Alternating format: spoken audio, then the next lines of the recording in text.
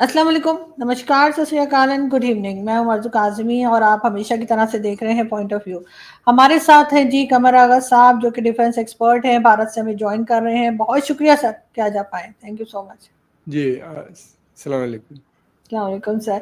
Sir, आज हम बात करना चाहेंगे, कई तरफ से लोग वैसे बात कर भी रहे हैं कि जो ये वर्ल्ड ऑर्डर जो है वो चेंज हो रहा है, चेंजिंग ऑफ वर्ल्ड ऑर्डर। ये क्या है सर? वैसे इसका मतलब क्या है और ये आप किस तरह से देखते हैं कि क्या चेंजेस आ रहे हैं दुनिया में इस वक्त? देखिए, वर्ल्ड ऑर्डर जो है ये इस्टेब्लिश हुआ था, बना था सेकेंड वर्ल्ड वॉर के बाद।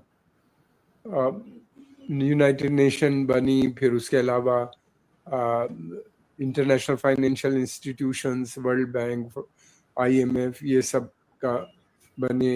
फिर उसके अलावा बहुत सी एजेंसीज थी यूएन को जिन्होंने ज्वाइन किया, बहुत पुरानी है, वर्ल्ड हेल्थ ऑर्गेनाइजेशन या इस तरह की बहुत सी हैं, वर्ल्ड फूड ऑर्गेनाइजेशन, दर्जनों, यूनेस्को, यूनिसेफ, तो ये सारी एजेंसीज ने ज्वाइन किया। अब लोगों को ये लग रहा है, बहुत से खास तौर से जो ग्लोबल साउथ के देश हैं, कि भाई इसमें टोटल अमेरिकन डोमिनेशन है, जितनी भी चीज़ें हैं, जो पूरा सिस्टम है उसमें। और ग्लोबल साउथ के बहुत से देश जो हैं वो अपना शेयर मांग रहे हैं, डिमांड कर रहे हैं कि भाई उनका भी इसमें शेयर होना चाहिए। जब यूनाइटेड नेशन बनी थी, बहुत से कंट्रीज आज़ाद ही नहीं थे, कुछ कंट्री कयाम ही में नहीं थे। आपकी कंट्री तो थी ही नहीं। भारत अंग्रेज़ों के उस समय रूल था भारत में। तो इस तरीके से फिर दूसरी बात ये भी उस वक्त काफ़ी गुर्बत थी। लेकिन ये है कि अब डेवलपिंग नेशन में बहुत से ऐसे देश हैं जो काफ़ी रिच हैं, जिनके पास काफ़ी दौलत है। मैं उनको कंपेयर अमेरिका या से नहीं कर रहा हूँ, मगर अदरवाइज देखा जाए। और फिर दूसरी बात ये कि इकनॉमी काफ़ी स्ट्रांग हो गई है उनकी, और दूसरी तरफ ये है कि टेक्नोलॉजीज़ में भी वो काफ़ी एडवांस कर चुके हैं। चाहे इंडिया हो, रशिया हो, चाइना हो, ईरान हो, फिर उसके अलावा साउथ अफ्रीका, ब्राज़ील, बहुत लंबी लिस्ट है, बहुत से देश हैं।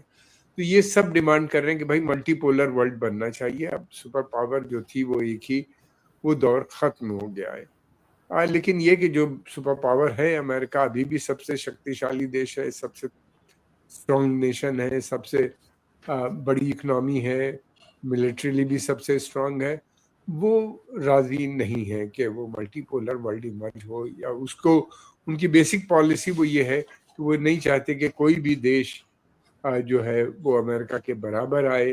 अमेरिका की जो सुप्रीमेसी है इंटरनेशनल रिलेशंस में, इंटरनेशनल ऑर्डर में, उसको चैलेंज करे। तो ये एक टसल चल रही है जो हमें नज़र आती है ब्रिक्स में।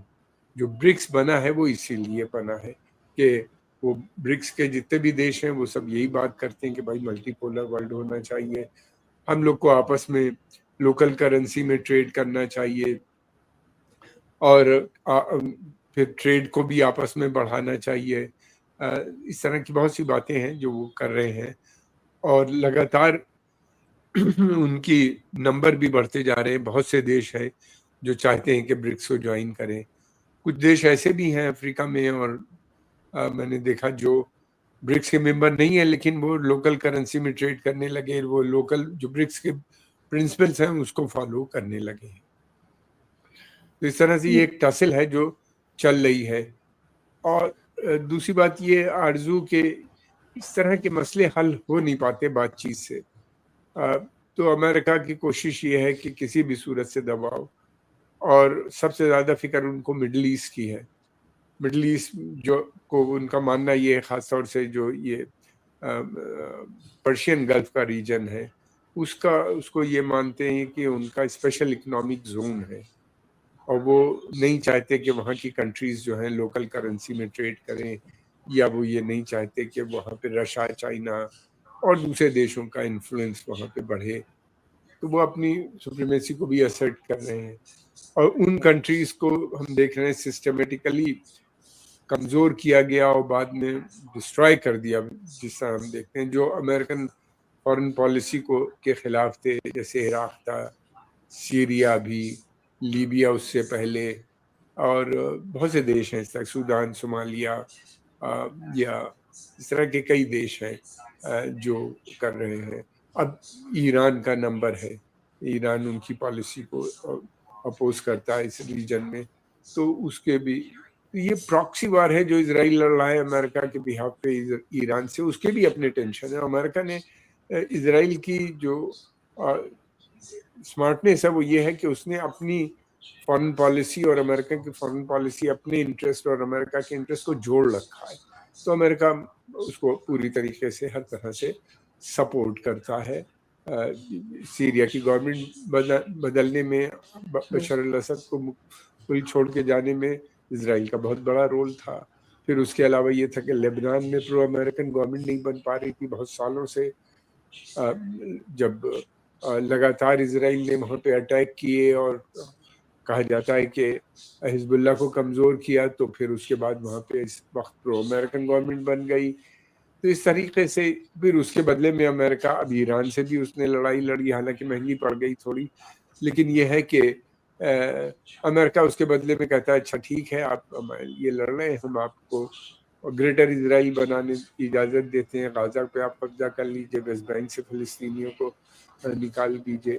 तो बड़ा क्रूड मेथड अप्लाई हो रहा है। उधर यूक्रेन की वॉर चल रही है रशिया के साथ, जो ख़त्म होने का नाम नहीं लेती, और उनकी भी पॉलिसी ये है कि देखिए, पोस्ट कोल्ड वॉर एरा में जो नियोकॉन है, इनकी जो है हम देखते हैं कि अमेरिका के अंदर ये सबसे पावरफुल ग्रुप के शक्ल में इमर्ज कर गया। इसका मानना ये है कि 21st सेंचुरी जो है वो एक अमेरिकन सेंचुरी है, और इस सेंचुरी में वो न तो किसी दूसरे मुल्क को इमर्ज करने देंगे, और ये है कि उन्हीं का दबदबा, अमेरिका अकेला सुपर पावर रहेगा। ये एक बहुत बड़ा प्रोजेक्ट है, हम देख रहे हैं कि इसी के ऊपर काम काफ़ी वक्फे से चल रहा है। प्रेसिडेंट जॉर्ज बुश सेकंड जो थे, उन्हीं ने भी इराक को पहले कमज़ोर किया, फिर वहाँ पे लड़ाई लड़के बिल्कुल ही इराक को प्री इंडस्ट्रियल एज में पहुँचा दिया। ये उनका खुद का स्टेटमेंट है, और उन्हीं ने कहा था। तो इस तरह से हो रहा है। फिर लीबिया का हुआ, सीरिया का हुआ, इस तरीके से लगातार एक के बाद एक हो रही। अब ईरान का नंबर है, और ये भी है कि वो ये भी नहीं चाहते कि जो मिडिल ईस्ट है या पर्शियन गल्फ के जो कंट्रीज हैं वो लोकल करेंसी में ट्रेड करें। वो चाहते हैं कि डॉलर में ही ट्रेड करें। ये अमेरिका की नीति पॉलिसी है, क्योंकि डॉलर की स्ट्रेंथ बढ़ जाती है जब पेट्रोल का सारा ट्रेड जो होता है, पूरी दुनिया जितना भी ट्रेड करती है तेल का, वो डॉलर में होता है। तो डॉलर के होने की वजह से सारा पैसा पहले अमेरिका जाता है, अमेरिकन बैंक्स में जाता है, फिर वहाँ से धीरे धीरे अरब देशों में जो तेल सप्लाई करते हैं वहाँ पे जाता है। तो इसका उनको काफ़ी बगैर कुछ करे हुए काफ़ी इनकम हो जाती है। फिर दूसरी तरफ ये है कि सारा पैसा वो ले नहीं जाते, उनके पास जो सरप्लस मनी होती है वो भी अमेरिका में ही इन्वेस्ट करते हैं। तो इस तरीके से डॉलर की जो इंटरनेशनल मॉनेटरी सिस्टम में जो स्ट्रेंथ है वो एक बहुत स्ट्रांग हो जाती है। अब ये है कि यूक्रेन वार, अब ये देखना ये है कि क्या रशिया को वो दबा सकते हैं, क्या रशिया टूट जाएगा। रशिया के पास भी बहुत से रिसोर्सेज हैं, $75 ट्रिलियन के रिसोर्सेज हैं। बहुत से अमेरिकन कंपनीज हैं, बड़ी बड़ी, उनकी नज़र उन रिसोर्सेज पे भी है। वो चाहते हैं कि अगर रशिया कमज़ोर होता है और वो ओपन करता है मार्केट उनके लिए, मार्केट तो वो ओपन है उनका बहुत सी चीज़ों का, लेकिन उनकी टर्म्स एंड कंडीशन, और रशिया खुद भी अपना एक ट्रेड वगैरह डायरेक्ट भी करता है। तो इस वजह से ये एक टसल है जो चल रही है, और ब्रिक्स बन गया है। ब्रिक्स इसी चीज़ों को रोकने के लिए बना है। ब्रिक्स के लोग जो है मेंबर, वो आपस में लोकल करेंसी में ट्रेड करने लगे हैं, और वो ये कहते हैं कि भाई सैंक्शंस के चलते हुए हम डॉलर में कर ही नहीं सकते। बहुत से देशों पे सैंक्शन है, तो रशिया के ऊपर भी सैंक्शन है बहुत। तो रशिया कहता है हमारे पास कोई दूसरा ऑप्शन नहीं है, हम लोकल करेंसी में ट्रेड करेंगे, हम डॉलर के खिलाफ नहीं है। तो बड़ी टसल है जो बहुत स्ट्रांग है। डर इस बात का है कि कहीं कोई बड़ी वॉर ना हो जाए यूरोप में या मिडिल ईस्ट में। अच्छा, ये पॉसिबिलिटी भी है कि कोई बड़ी वॉर भी हो सकती है, लेकिन सर कई जगह पे लोग ये भी बात करते हैं कि जो बहुत स्ट्रांग या मजबूत कंट्रीज समझी जाती हैं और कहलाई जाती हैं अमेरिका, वो कहीं ना कहीं कमजोर हो गया है, और जो कमजोर कंट्रीज जिन्हें समझा गया, चाहे वो ईरान हो जिसपे बेशुमार सैंक्शंस लगी हुई है, ईरान जो है वो एक मजबूत कंट्री के तौर पे सामने आया है जब उसने इसराइल पे हमला किया या अटैक किया। आपको क्या लगता है, वाकई ऐसी बात है कि कुछ दोनों कंट्रीज जो मजबूत है वो थोड़ी कमजोर हो गई है, और जिसे कमजोर समझा जा रहा था वो किसी और रूप में सामने आई है? नहीं, मेरा कहना ये है कि अमेरिका इकोनॉमिकली और मिलिटरली अभी भी सबसे पावरफुल देश है दुनिया के अंदर। मगर यह है कि बहुत सी कंट्रीज, ईरान हुआ, इंडिया हुआ, रशिया हुआ, चाइना हुआ, ये बहुत पावरफुल हो गई हैं इन टर्म्स ऑफ मिलिट्री। इनके पास मिलिट्री पावर बहुत है, इनके पास इकोनॉमिकली भी बहुत है। ईरान तो बगैर इकोनॉमिकली कमज़ोर होने के बावजूद उसने जो सिस्टम्स अपने डिफेंस सिस्टम डेवलप किए हैं वो तो सारी दुनिया को हैरत है। जिस तरीके से उन्होंने, देखिए, इसराइल से लड़ने का मतलब ये है कि आप नेटो से लड़ रहे हैं, आप अमेरिका से लड़ रहे हैं, वेस्टर्न यूरोप से लड़ रहे हैं। और इसराइल क्योंकि उनके इंटरेस्ट को रिप्रेजेंट करता है पश्चिमी देशों के, तो सब यूनाइट हो जाते हैं उसको सपोर्ट करने।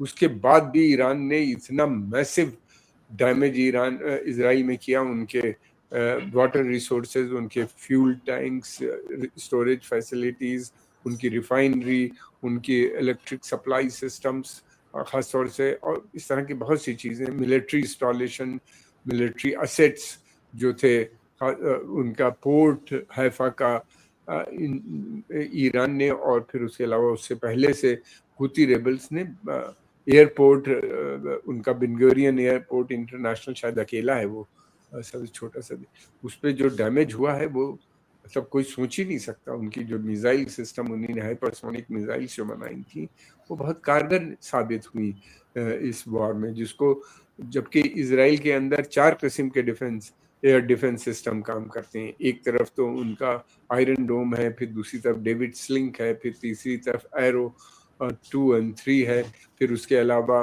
अमेरिकन थर्ड था वहाँ के ऊपर एयर डिफेंस सिस्टम। उसके बाद भी ये पहुँच जाना और पिन पॉइंट जगहों पे अटैक करना, ये एक बहुत बड़ा अचीवमेंट है ईरान का, और जिसकी सारी दुनिया इस बात को देख रही है, समझ रही है कि किस तरीके से इन्होंने डेवलप किए, उनके ड्रोन्स, उनके मिसाइल।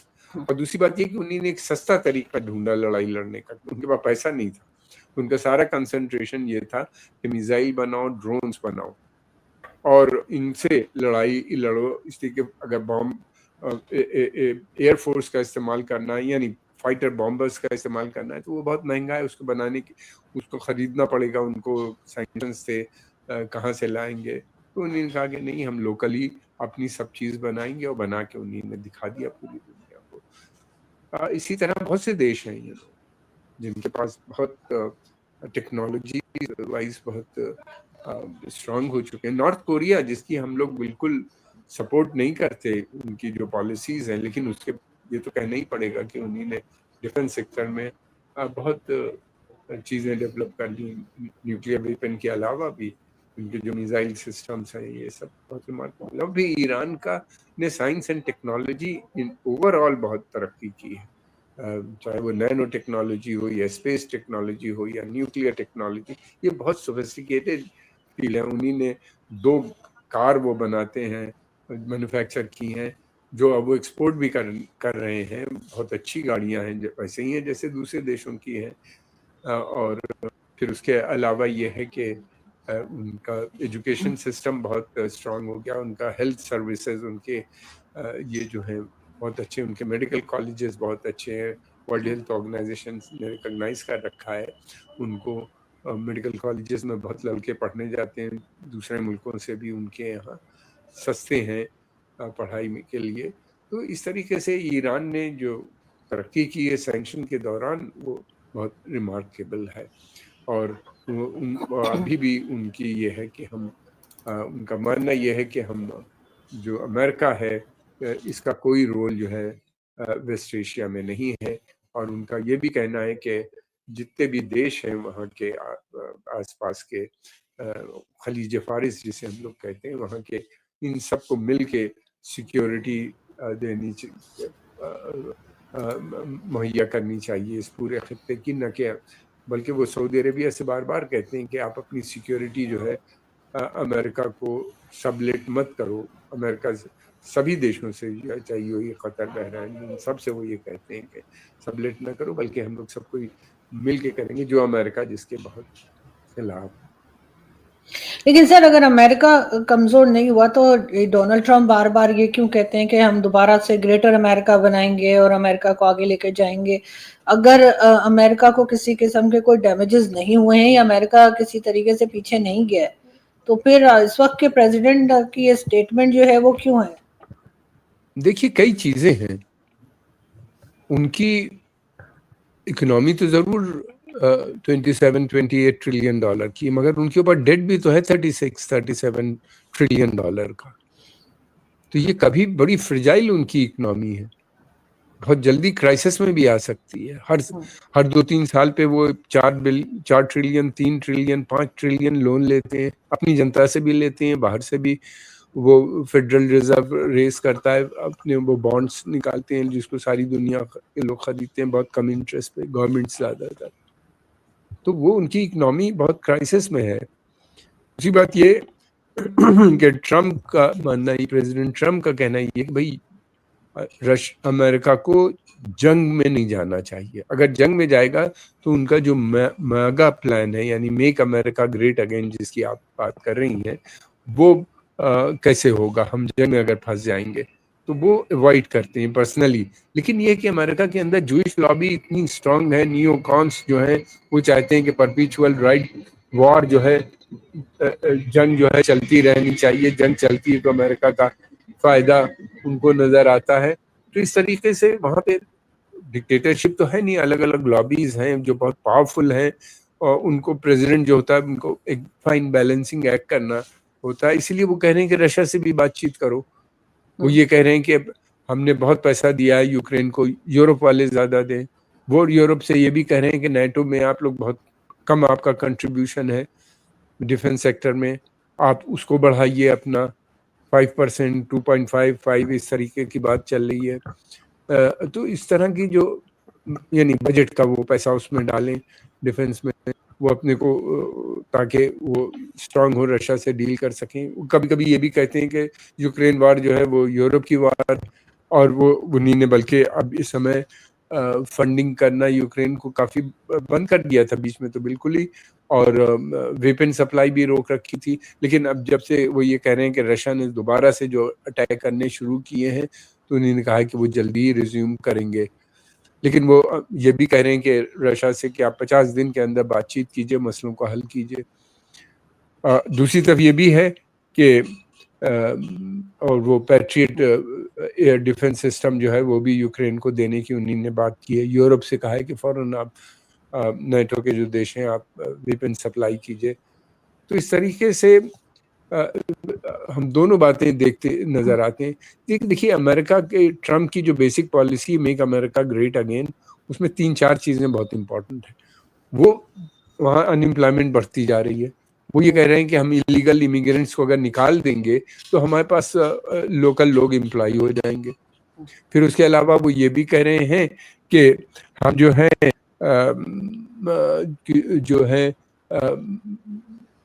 टैरिफ लगा दिया है, टैरिफ वॉर उनकी चल रही है। उनका कहना ये कि टैरिफ अगर लगेगा तो जो चाइना से, इंडिया से और दूसरे मुल्कों से जो सामान आ रहा है वो उसकी कॉस्ट बढ़ जाएगी। तो लोग बाहर का सामान नहीं खरीदेंगे बल्कि अंदर का सामान, अमेरिकन सामान खरीदेंगे जिसकी प्रोडक्शन कॉस्ट ज़्यादा होती है। तो इस तरीके से वो कह रहे हैं कि जब अमेरिकन सामान खरीदेंगे तो अमेरिका में सामान बनेगा और मैन्युफैक्चरिंग दोबारा से अमेरिका वापस आ जाएगी, जो अब नहीं होती वहाँ। वो सिर्फ हाई नेटवर्थ प्रोडक्ट बनाते हैं, बाकी तो सब बाहर से वो बनवाते हैं। चाइना का, इसी में चाइना इतना बड़ी पावर हो गया। मैन्युफैक्चरिंग वापस आ जाएगी, जॉब क्रिएट हो जाएंगे, लोगों को मिल जाएगा। देखिए, ये राइट विंग लोग जो होते हैं ये बहुत सिंपल बातें सोचते हैं। ये सब सोचने की बात है। अब मैन्युफैक्चरिंग वापस आसानी से नहीं जा सकती, इसी की मैन्युफैक्चरिंग का सिस्टम ही बदल गया। पहले एक गाड़ी जो थी अमेरिका की, वो उससे बनती थी डेट्रॉयट में, एक ही जगह सारी चीजें बन जाती थी, कुछ पार्ट छोटे मोटे बाहर बनते थे, बाकी सब वही होता था। अब एक गाड़ी अगर कार बनती है तो उसके कम से कम 100 जगहों पे उसके पार्ट्स बनते हैं। कोई साउथ अफ्रीका में बन रहा है तो कोई इंडिया में, इंडिया के अंदर बहुत से पार्ट्स बनते हैं अमेरिकन गाड़ियों के। यही नहीं बल्कि उनकी जो वो है एयरबस के यूरोप के, उसके पार्ट भी भारत में बनते हैं। बहुत से पार्ट्स बनाते हैं, टाटा कंपनी बनाती है। इस तरीके से कोई चीज़ कहीं जहाँ सस्ती होती है वहाँ बनती है, तो वो दोबारा से मैन्युफैक्चरिंग अमेरिका में कहाँ पे आएगी? System of manufacturing he change हो गया है, जिसका फायदा डेवलपिंग नेशन को हो रहा है। और यहाँ पे चीजें बन रही हैं इन मुल्कों में, वियतनाम में कपड़े, बांग्लादेश में कपड़े, कहीं थाईलैंड में कपड़े, इस तरीके से कहीं कुछ कहीं कुछ कहीं कुछ, इस तरीके से सारी चीजें अलग अलग देशों में बन रही हैं। जहाँ जहाँ उनको सस्ता मिलता है अमेरिकन कंपनीज को, वो वहाँ पे बनाते हैं। और तो मैन्युफैक्चरिंग नहीं आ सकती और ना ही ये हटा पाएंगे। मुझे तो ऐसा लगता है कि इनका जो प्लान है वो आप देखिएगा अगले साल तक अमेरिका के अंदर इतना धरना प्रदर्शन यानी डिमॉन्स्ट्रेशंस और सब होगा, ये पूरा नहीं हो सकता। और ये सोच लें कि रशिया को हरा देंगे या ईरान को तोड़ देंगे या रशिया को तोड़ देंगे, ये सब कंप्यूटर पे बैठ के प्लान तो बनाए जा सकते हैं, लेकिन इनको इम्प्लीमेंट करना बहुत मुश्किल है। रशिया की लड़ाई जो हुई है उसके अंदर रशिया बहुत ताकतवर मुल्क है। अमेरिका के बाद अगर किसी के पास जो ताकत है, मिलिट्री स्ट्रेंथ है, फिर उसके पास रिसोर्सेज इतने हैं। मैंने पहले भी बताया $75 ट्रिलियन के सस्ता तेल बेच के वो अपना काम चला रहे हैं।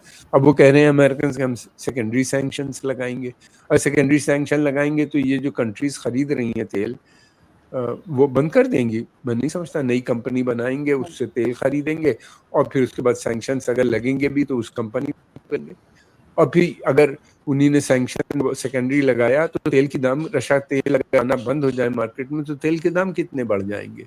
वो एक बड़ी मुसीबत सारी दुनिया के लिए और अमेरिका के लिए भी हो जाएगा। और ये सारी बातें वो स्टेटमेंट दे देते हैं जिनको इम्प्लीमेंट करना बहुत मुश्किल है। और वो बात उन्हीं ने देखना ये है कि बातचीत बहुत मुश्किल है। यूरोप रशिया को एक्सेप्ट करने पे तैयार नहीं और अमेरिकन भी नहीं चाहते रशिया, ये एक बड़ी, ईरान को भी वो नहीं चाहते। और दूसरी ये कि इनको ख़त्म करना इन देशों को, या इनको वीक करना, या पुतिन को, प्रेसिडेंट पुतिन को पावर से हटाना, या ईरान की रिजीम चेंज करना, ये आसान काम नहीं। उनका प्लान क्या है? बेसिक प्लान ये है कि ईरान को रशिया चाइना एक्सेस जो है उससे बाहर निकाल लो, फिर रशिया को सेपरेट कर दो चाइना से। अरे ये कहाँ हो सकता है? ये इतना स्ट्रॉन्ग वो बन गया है एक्सेस, इसमें नई नई देश ज्वाइन कर रहे हैं। ब्रिक्स एक रियलिटी बन चुकी है, उसको मैं नहीं समझता कि काउंटर कर पाए। और उसके बनने में अमेरिका का भी बहुत बड़ा रोल है, जिस तरह के सैंक्शंस, जिस तरह के रिस्ट्रिक्शंस उन्हीं ने लगाए, और टैरिफ वॉर, ये वो। अब लोगों को लगता है कि हम लोग, देखिए आरजू, अमेरिका की जो सुप्रीमेसी थी उसकी सबसे बड़ी वजह ये थी कि उनकी टेक्नोलॉजी पे मोनोपोली थी।